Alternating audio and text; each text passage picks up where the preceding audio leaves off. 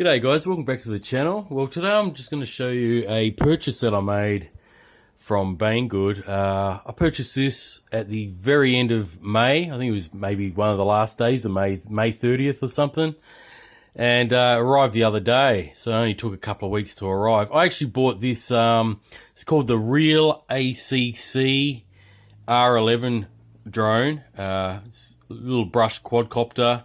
But the difference with this one is that it's not your traditional, Wi-Fi FPV. This one actually has a 5.8 FPV system in it. And this was on sale, and you also get goggles as well. So, yeah, I thought I'll pick one of these up. It was on sale during those, well, Banggood, now and again, they have, every month or every couple of weeks, they have like this section on their website called Snap Up Deals. And this was part of the Snap Up deal. So I picked it up. It was 60% off. Well, I'll show you some screenshots that I saved from the website. This is how much it cost me. $28 or $29 US with a code. Now, it says 45% off there, but I didn't pay that. It's actually 60% off with that code there, BGRCR11. Now, currently they're out of stock. I think I got in just before they went out of stock, but they're on arrival notice. So, yeah, I ended up getting this particular package here. So there's a few specs there if you want to have a look at that. It's got little 7/16 brushed motors. The camera 720p, 480p. I think that relates to maybe a different version, because it looks like this one has a blanking plate for optical flow. So I think it was 720p Wi-Fi and 480p. It looks like it's 720p camera resolution on the FPV camera inbuilt. And there's the battery specs there. It's a 1S 380 milliamp hour LiPo. All right. But it says here 5.8G, 4-channel. Okay. And as you can see, it's an arrival notice. So yeah, I thought I'll pick one of these up because it's an all-in-one package. I just want to see what it's like for the price. I paid, when you convert it, I paid around $40 Australian. That was shipped with insurance as well, which was a couple of dollars. And it's funny because it comes with the Eachine VR 006 goggles. So what I did, I thought, let me see how much the goggles are on their own. And this is how much they are on their own, guys. They're $40 US on their own. So you get these included in the kit with this quadcopter. So it's quite a bit of a no-brainer, what would you rather pay? $11 cheaper and you get a quadcopter with it to fly. So there you go. The other day I also purchased this one. I've got this one on the way. This one was going for $9.99, guys. So it shipped out pretty quickly. I think they've got 200 at this price under that coupon there. So they'll be on the way and I'll review that. It's also 60% off on that coupon code. And that's pretty much what you get. It's a SEMA X21. Okay, so these two items, I actually advertised them on my Facebook RC page, Perth West Oz RC. So I decided to pick them both up and review them, see what they're like. Anyway, enough of that. I just wanted to show you the price of this particular item and how much I bought it for.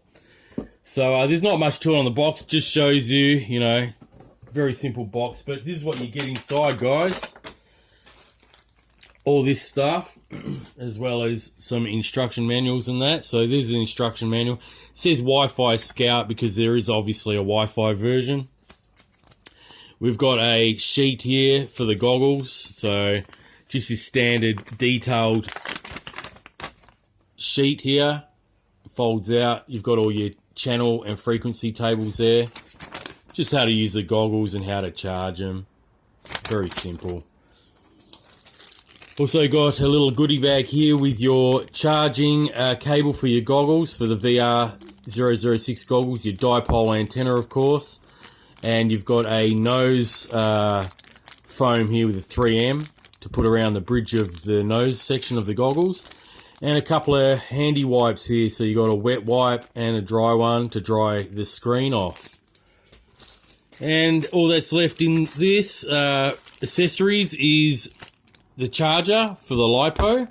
Okay, it's got one of those little mini jack plugs on it. And we've got a little screwdriver, 4 spare props, and 4 prop guards if you wish to use them. And the strap for the goggles as well, because you have to put them on. Okay, so here's the goggles here. They're the eSheen VR 006s that I showed you, that on their own they're $40 US. So you just have to add the strap on there. It's got a small lens, small screen on this one. I've actually had a set of these goggles before, but they're very lightweight and very comfortable. And just here in the bridge here, you can add that foam that I just showed you as well, which I'll more than likely do. It's a 1 antenna, single antenna. It's just got the cap there. Okay, and there is the power button. You hold that down and you can scan the channels, and your menu button to change the brightness, contrast, all that sort of thing. Okay, while you're wearing the goggles, you can do that. All right, and the charging port is a micro USB charging port on the side there. Here is the controller. Pretty basic controller, but this one is a full manual flyer, so that's pretty good. When you fly FPV, you want a manual flying quad, so it's much easier to fly. Pretty standard, cheap, toy grade controller. Feels nice in the hand. I remember using one of these control with another eSheen product. I think it was the eSheen windmill. It had the E013 windmill quadcopter, and it had the same sort of controller. You got your power button. I've already put the batteries in. I've actually flown this indoors already. You've got your speed rates, 3 speed rates on this one, 360 flips. These ones beep, but they do nothing. Your standard trimmers, and they work really well in trimming it up. I trimmed it up where the quadcopter was just really stable and just sitting there indoors because there's no wind, but it was very stable with those trimmers. Okay, we've got headless mode here. I'm pretty sure that's it. I didn't use that, but it looks like headless mode. 1 key return. Okay, so it looks like a GPS home return button, but that's just your standard 1 key return on the toys, you know, usual toy grade without GPS. It means it will fly back in the direction that you took off, basically. Light on and off button, and that does work. I tested that out. And this one here is for your gyro calibration. So usually on these toy grades, you go 2 sticks down to the right or 2 sticks down to the left and the lights will flash. Well, you don't have to with this one. Just have it on a level surface and just press that button and it'll do it for you. All right. Now, this controller takes 4 AAA batteries, not AA's, and you've got to put 2 on each side. And you do have to put those screws back in, okay, because these little tab doors might pop out. Right, all that's left is this little mini quadcopter, the R11. Now, just folds out like this. I've actually screwed these in a bit tighter, just here, these screws. There's 4 screws that hold the canopy on. And I've actually opened this quadcopter up already, guys, and I'll tell you why in a second. But I just tighten them so they were nice and tight, okay? So as you can see, really small quadcopter. I'll put in the palm of my hand there. It's a little pocket quadcopter, all right? It's very similar to the S9 Broad Dream. If you ever owned one of them or seen one of them, it's pretty much the same size, and it flies pretty quick too, just like that model. So, yeah, it's got 716 brush motors, tiny little props, but don't let that fool you. It's got a lot of punch and speed. We've got the on and off switch on the top here. Got all those LEDs, blue on the front, red on the back. Okay. The battery's in the back here. You just take it out. So here's the battery, guys. 3.7 volt, 380 milliamp hour, and there's a connector there. Just slide it in, just like that. Okay. And yeah, the reason I opened it up, guys, is that I noticed that the FPV camera on this one was on a downward facing angle. So what I've done, I've just opened up the shell with those 4 screws and just put on an up tilt, okay? So that's what I've done there. I wasn't too happy with the way it was mounted. It was actually facing down. So that means, you know, when you're flying it, you're just going to see the ground, especially on a pitch. So I've just, as you can see, I've just tilted it up a bit. So when I pitch forward, I'll be able to see more of a horizon than the ground. But yeah, okay guys, so what I'm going to do now is take it for a flight. I'll test out those goggles and yeah, see how it does fly line of sight too. I'll show you a bit of line of sight flying and show you how quick this little guy is, alright? So anyway guys, I'll see you out at the field and I'll cut to that now. Alright. Okay guys, I'm here with the little RealAcc, the little R11 FPV quad. I'm going to take it for its first flight around, guys. Okay, first proper flight outdoors. And I've got the goggles charged up here, the eSheen VR006. I've got the original dipole antenna on it. I've also brought along my eSheen watch and my Shine Halos just as a DVR player. Okay, so I'm going to have them recording. So first what I'll do a couple of minutes of a line of sight flight just to show you how agile and quick it is. It's in the late afternoon here, so I've only got a little bit of light left.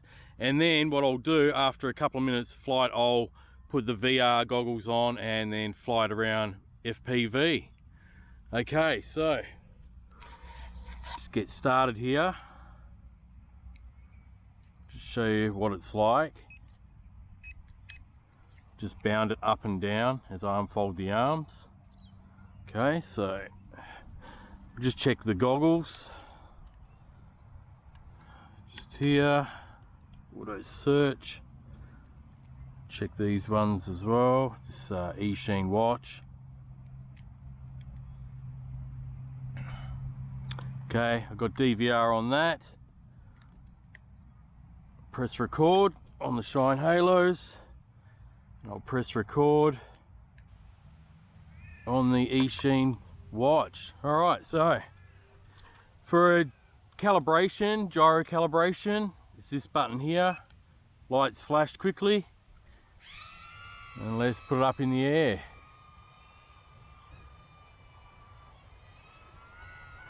So this is in speed rate 1. Let me bring it down. It's pretty small. Speed rate 2. As you can see, it's pretty quick. Got a bit of wind here.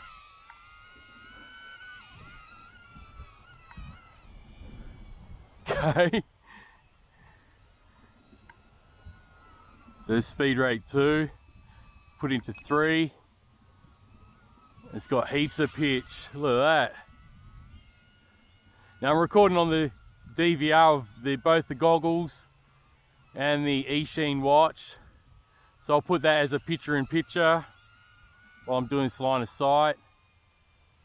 So look at the funnels there. Probably pretty hard to see because it's so small. Alright, so I went back to speed rate 1 just to calm things down a bit. Do some flips with the other top shoulder button.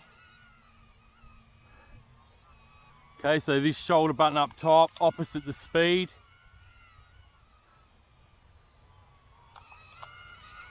Barrel rolls. Okay, backflip. Now it's got headless mode and all that. I'm not going to test that out, guys. So I'm in speed rate 1 here and it's got pretty good range.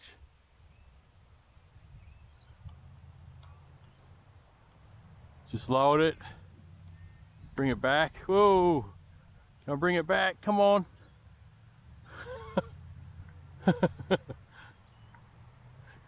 Okay, I'll just let it fall, guys. There we go. Started to lose connection a bit then. The range wasn't too bad. Once you hit that throttle, when I hit the throttle up, it lost connection, wanted to go up. So, don't want to fly it too far.